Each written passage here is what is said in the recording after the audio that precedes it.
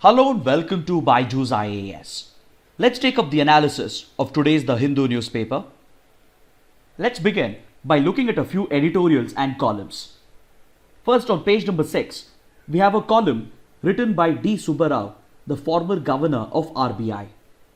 In this column, he evaluates the complex dilemma that is facing the RBI, which is to strike a balance between controlling inflation and promoting growth.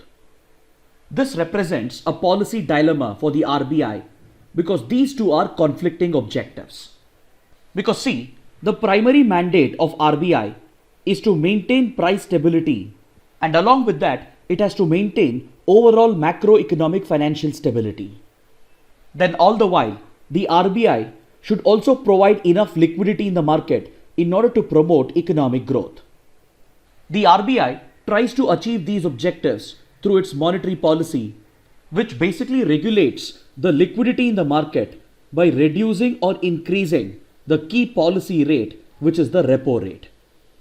So if the RBI wants to control inflation, then it needs to remove excess liquidity in the market, and as a result, it increases the repo rate. This leads the banks to park their excess liquidity with the RBI, and thus reduce liquidity in the market will help in controlling inflation. But however, this could also have the opposite effect of affecting growth due to the lack of availability of cheap credit. On the other hand, when the RBI is looking to promote growth, the exact opposite is done. That is, the repo rate is decreased by the RBI through its monetary policy, which leads the banks to withdraw their money from the RBI, thereby increasing liquidity in the market, and this provides for cheaper credit, which drives up money supply and thereby investments in the economy. But however, uncontrolled money supply and cheap liquidity will directly contribute to inflationary pressures as well. Hence, it is said that controlling inflation and promoting economic growth, they are two conflicting objectives, and the RBI always has the tough task of striking a balance between the two through its monetary policy. So when the COVID-19 pandemic broke out and resulted in a global lockdown, India's economic growth plunged to an all-time low, and this necessitated the RBI to directly step in. And in the interest of supporting the economy and helping revive growth, the RBI, just like any other central bank of the world, had to adopt an easy monetary policy, and thereby it drastically reduced the repo rate. And it also provided for a host of targeted assistance to several distressed sectors. And this drastic reduction in the interest rate and the easing of the monetary policy led to the pumping of excess liquidity into the market in the interest of reviving growth. This in fact was not just a policy adopted by the RBI, but the same policy was followed around the world by almost all the central banks. So as the global economy was crashing after the breakout of the pandemic and the imposition of national lockdowns, central banks around the world, they eased their monetary policy in order to pump liquidity into the market to support and revive growth.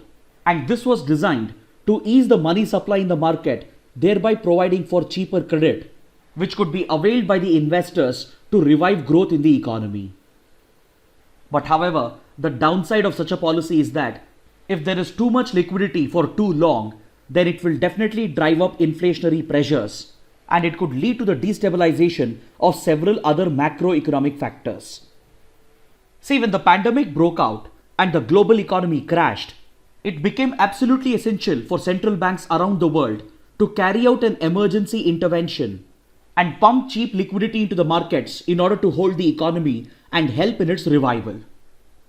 In fact, the amount of cheap money that has been introduced by central banks around the world is just unprecedented, and it has led to excess liquidity in the global economy.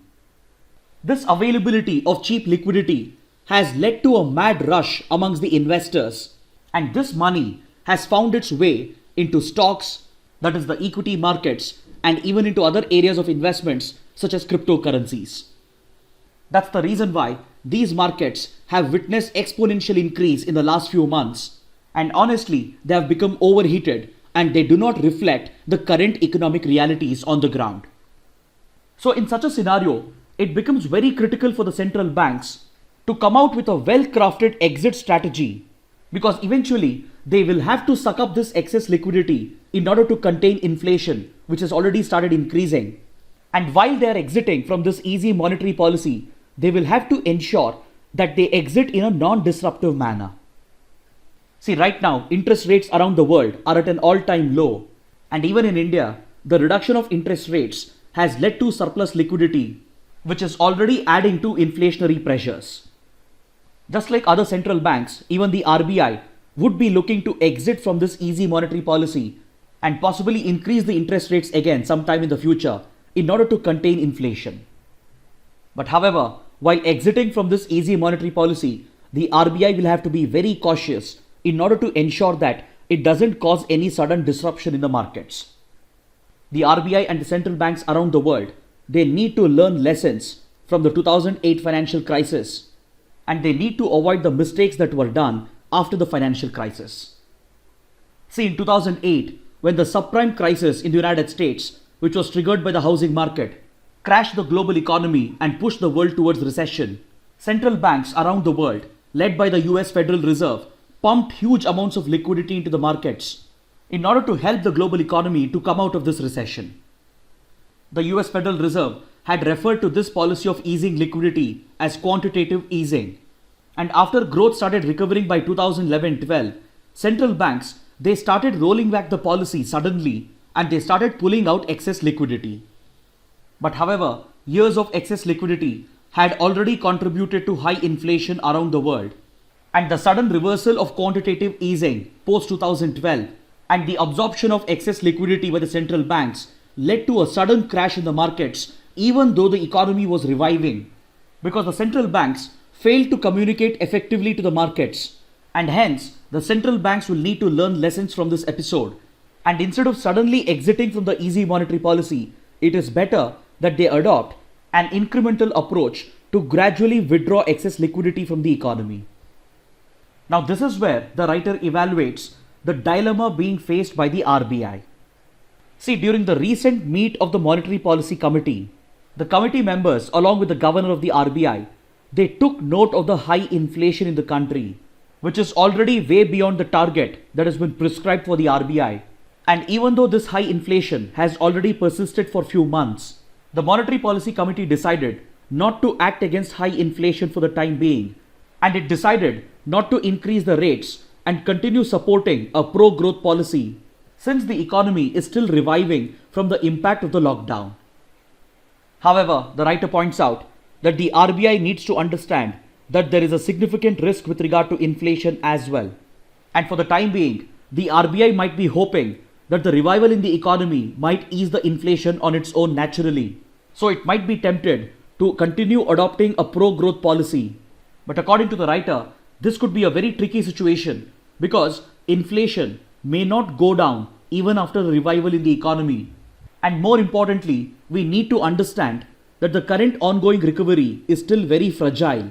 And since the world is still battling the pandemic, any adverse developments in the coming months could again bring down growth and disrupt the supply chains, leading to higher inflation.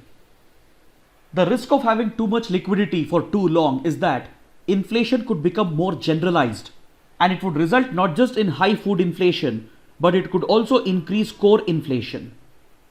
Then the RBI also knows that the current revival that we are witnessing in the economy is very promising, but however, it's very uneven and unequal because it's only the large industries which have managed to overcome the impact of the pandemic, whereas the MSME sector is still struggling and we have already witnessed massive job losses. While reviving growth back to the pre-COVID levels is very important, it's also important for the central bank to keep an eye on the inflation levels because inflation may not reduce soon. And if sudden attempts are made by the RBI to suck out excess liquidity, then it might disrupt the markets and plunge the economy into a deeper crisis. So as the author sees it, there are four major challenges that lie ahead for the RBI. First and foremost, the RBI would be obliged to offer attractive interest rates to those who are making savings. Currently, savings interest rate, especially in FD, has fallen to 5 to 6%. And when you adjust this for current inflation levels, which is hovering around 6 to 7%, then essentially those who are investing in these saving instruments, they would be losing their money. So this situation is also unsustainable, especially for those who are saving, and the RBI would be forced to increase the interest rates in the coming days. But at the same time, if it tries to withdraw excess liquidity suddenly, then it might disrupt the markets, as it was seen in 2013 when the US Federal Reserve started to suddenly reverse the quantitative easing which it had provided for post the 2008 financial crisis. And even though by 2013 growth was recovering and it was the right time to withdraw liquidity, the poor communication about the intent from the US Federal Reserve led to panic in the markets, and it again led to a crash in the markets. This happened at a time when inflation was already high because of excess liquidity, and hence the timing of this exit and effective communication is key for the RBI, because this can ensure a gradual incremental withdrawal from the easy monetary policy instead of delivering a sudden shock to the markets. And if the RBI communicates effectively that growth is reviving and liquidity is being absorbed only to contain inflation, then the RBI would be able to prevent any further crash of the markets. But however, this is very challenging because the dilemma is very complex, and the dilemma arises from the conflicting objectives of controlling inflation and promoting growth. Then along with this, availability of easy liquidity around the world has led to huge capital inflows into the Indian economy, and this has led to significant appreciation of the Indian rupee. So this would be another challenge for the RBI, because it will have to maintain stability in the forex market as well and ensure that the Indian rupee is not overvalued. The writer feels that the rupee has already over appreciated, and this could further lead to macroeconomic instability. Because when the rupee appreciates suddenly and if it is overvalued for a long period of time, then it affects the competitiveness of the Indian rupee and directly impacts the Indian exporters and the importers. So it's very important for the RBI to stabilize the rupee and ensure that it reflects the real values, and that's the reason why over the last few months the RBI has repeatedly intervened in the forex market, and it has absorbed nearly $90 billion that was flowing into the Indian markets, and the RBI cannot continue doing this for long without exhausting its foreign exchange reserves, because this concern of overvaluation of the rupee will remain until global liquidity remains high due to the easy monetary policies of central banks around the world. So it will have to keep these four conflicting challenges in mind and come out with a balanced policy. But however, the writer points out that the RBI will be forced to deal with the impossible trinity. This includes the need to encourage capital flows, and this will happen only when the Indian economy is attractive for the foreign investors. So for this to happen, the RBI will need to continue promoting growth through its easy monetary policy. But this creates a challenge in the forex market due to over appreciation of the rupee, and it becomes important for the RBI to stabilize the exchange rate. So for that, it will have to carry out direct interventions in the forex market, and this will directly affect India's foreign exchange reserves. Then while dealing with these two challenges, the RBI will also have to keep an eye on rising inflation and keeping it under check, but this requires a reversal of the easy monetary policy. So this, in short, represents the impossible trinity that the RBI is dealing with, and hence the writer says that the current economic situation represents a policy dilemma for the RBI when it comes to striking a balance between containing inflation and promoting growth. Now let's take up a column from page number 7 that evaluates India's electric mobility vision.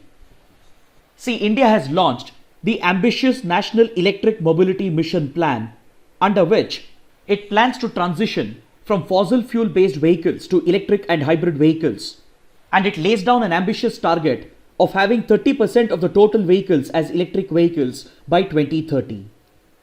Now this is a paradigm shift that India is making in the field of mobility and transportation, and this scheme alone is going to have a huge impact on India's future economic growth, because a large scale transition towards electric mobility will have a lot of benefits, including economic benefits and as well as environmental benefits. Economically, by switching to electric vehicles, it will help India reduce its crude oil dependency, and this in turn will further strengthen India's energy security. Because currently India's crude oil requirement is very high, and unfortunately India doesn't have sufficient crude oil reserves. So nearly 85% of India's crude oil requirements are met through imports. And in 2018-19 alone, around $120 billion worth of crude oil was imported into India. And this made India the third largest oil importer in the world. So naturally, such excessive dependency on crude oil imports happens to be a big vulnerability for India's energy security.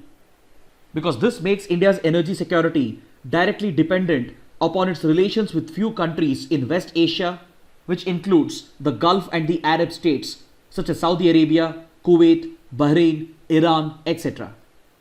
A majority of India's crude oil imports comes from the West Asia region, particularly from the Persian Gulf, and a part of it comes from other countries such as Russia, Venezuela, and a few countries in Africa. But currently, with regard to its energy security and crude oil dependency, India is very much dependent on the West Asia region, which happens to be very volatile due to the dynamic geopolitics of the region. So if India manages to make a major shift from crude oil dependent transportation to electric vehicle based transportation, then it would not only reduce India's energy security dependency on the volatile West Asia region, but it would also significantly bring down India's import bill. Then the large-scale transition towards electric vehicles and the adoption of electric mobility will open up multiple opportunities for the Indian economy, especially across new sectors such as battery development, automobile research and development, charging infrastructure, etc.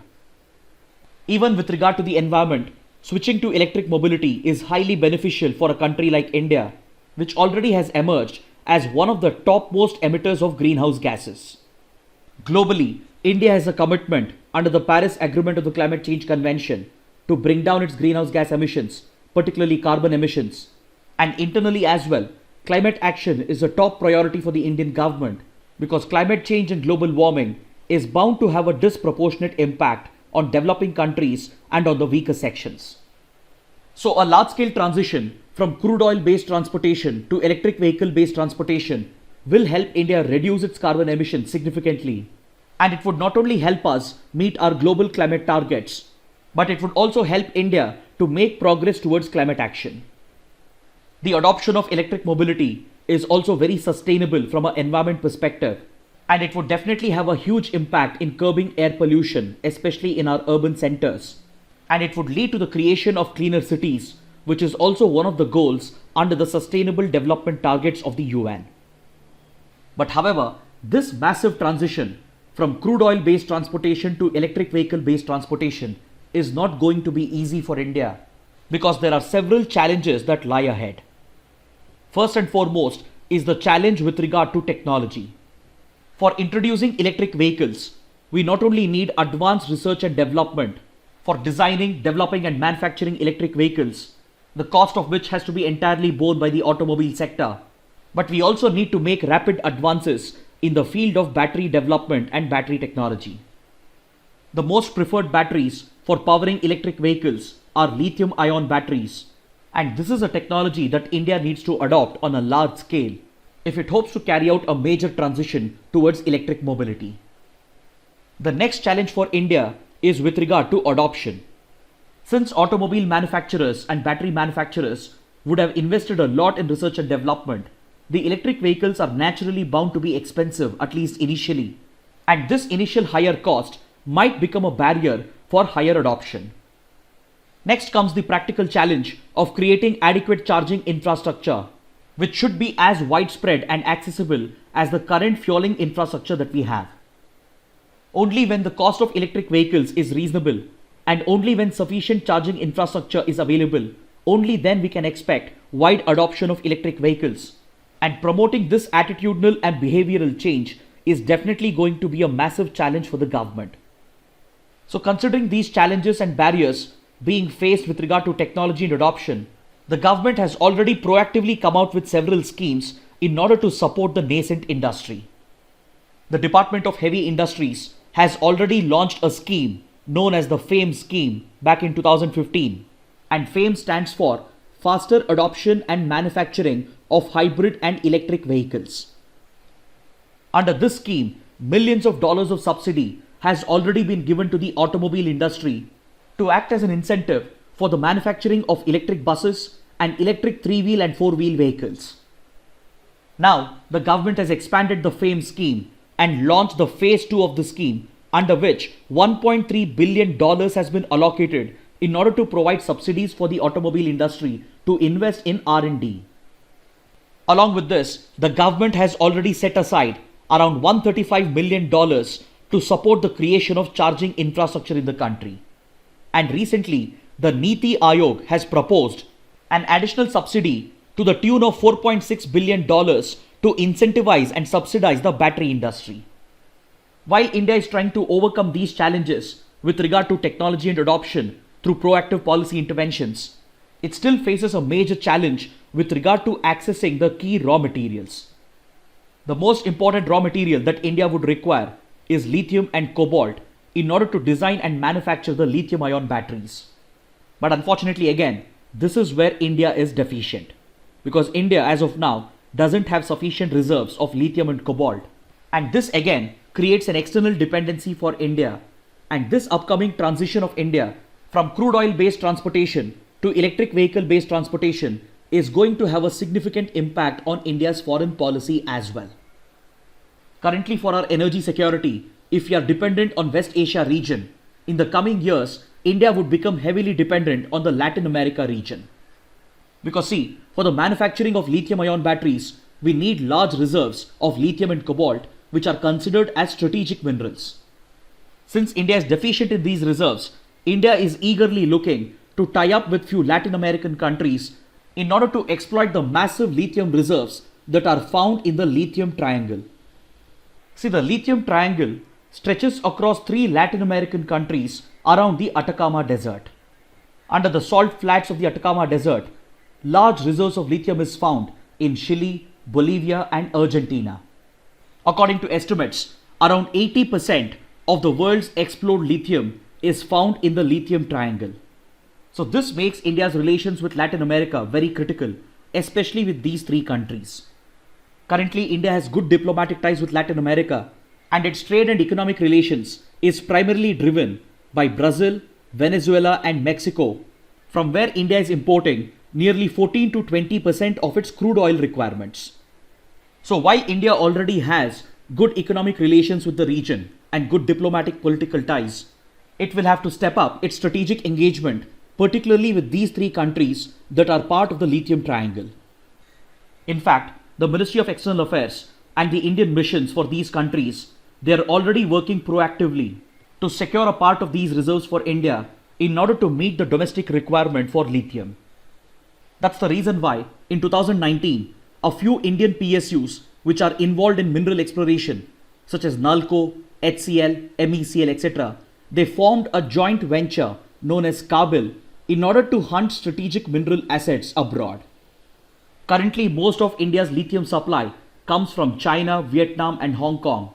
And this is not a reliable source of supply for India, considering its frequent tensions with China and considering the dispute in the South China Sea. So it's critical for India to gain access to the lithium reserves in the lithium triangle by building good relations with the Latin American countries if it has to realize its ambition of transitioning towards electric vehicle based mobility. In this regard, the role of the government needs to be appreciated because of its proactive policies such as the National Electric Mobility Mission Plan and the FAME scheme. And it should also be appreciated for the preemptive intervention that it has been carrying out in order to address the challenges of technology, adoption and limited availability of raw materials. Now let's take up a few articles which provide us with important updates, especially for mains. Now let's take up an article from page number 10. Arunachal Pradesh, which is known for its tremendous hydropower potential, also happens to harbor a strategic metal which is highly valued in the industry known as vanadium. See, vanadium is a high value strategic metal just like lithium, and it finds application in the steel and the titanium industry. It is used to strengthen steel and titanium and to make it more flexible and malleable. Recently, the Geological Survey of India, which was exploring vanadium deposits in Arunachal Pradesh, has stumbled upon a promising deposit which might very well turn out to be a large deposit which can be exploited in an economically viable manner. This strategic metal is basically recovered as a byproduct from the slag that is produced during the processing of iron ore. If the iron ore has high content of vanadium, it is known as vanadiferous magnetite ores. And when such an iron ore is being processed, the slag that is produced will contain vanadium as a byproduct, and it is recovered to serve a critical purpose in several strategic industries. Just like any major industrial nation, India also happens to be a major consumer of vanadium, and in 2017 alone, India consumed around 4% of the global production of vanadium. But unfortunately, India again is not a primary producer. Till now, we hadn't found sufficient deposits of vanadium. But these initial findings that has emerged from Arunachal Pradesh holds a lot of hope for India, because India would like to become self-reliant in this domain due to its current excessive dependency on China. China has one of the world's largest reserves of vanadium, and it is also the world's largest producer. China accounts for 57% of the global production. But considering the state of relations between India and China and the constant state of tensions, continuing imports of vanadium from China is not a long-term viable option for India. During this study, the Geological Survey of India has found out that the initial deposits which have been discovered in Arunachal Pradesh, they have a lot of geological similarity with the deposits that are found in China. Most of China's vanadium deposits are locked up in its carbonaceous shale reserves, and a similar geological profile has been discovered in Arunachal Pradesh as well. Initial exploration has shown that a stretch of 15 plus kilometers is known to contain a 7-meter thick deposition of vanadium, and this discovery has been made in several districts of Arunachal Pradesh, including the Papumpari district, the Pake Kesang district, West Siang district, West Kameng district, and the Siang district.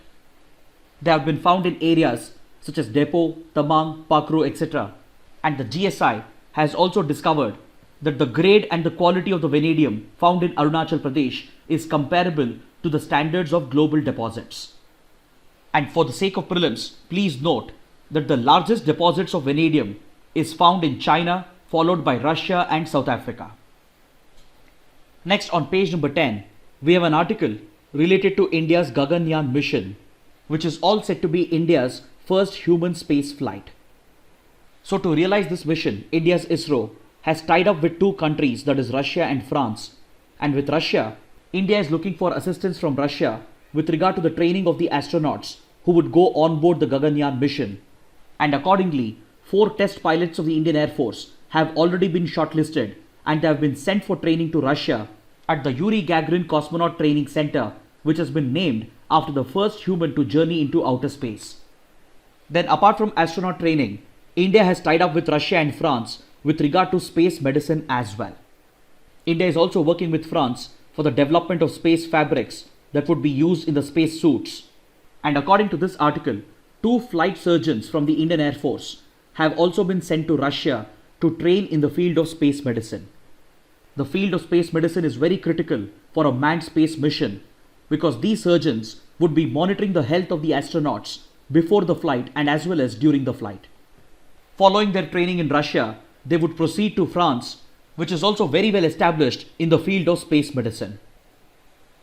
Now let's take up a few articles that are important for prelims.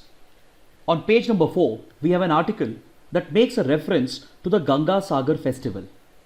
See, the Gangasagar festival is held annually during the Makar Sankranti season between the 13th and 15th of January. The festival is primarily celebrated on the 14th of Jan, and it is organized at the Sagar Island in West Bengal, which is located at the confluence of river Ganga and the Bay of Bengal. This confluence is also known as the Gangasagar, and there is a very important temple known as the Kapil Muni temple. During this festival, lakhs of Hindu pilgrims from around the country assemble at Gangasagar or the Sagar Island in order to take a holy dip at the confluence point where the Ganga river drains into the Bay of Bengal. It is said that the Gangasagar pilgrimage happens to be the second largest congregation of mankind after the Kumbh Mela. Finally, let's take up a couple of mains practice questions. The first question, the RBI faces a daunting challenge with regard to managing the tensions between restraining inflation and supporting recovery. Illustrate.